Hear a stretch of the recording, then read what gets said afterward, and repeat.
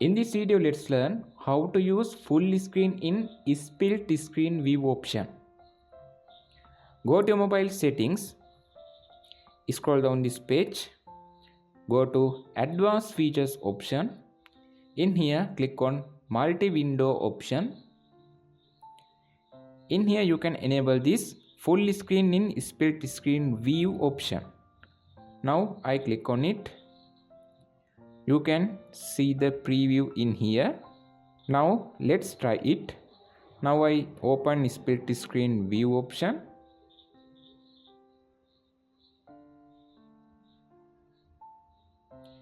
You can see the full screen window. Now let's try to turn off this full screen in split screen view option. Now I turn off this.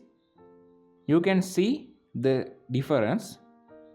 If we turn on this feature, we can use split screen in full screen view.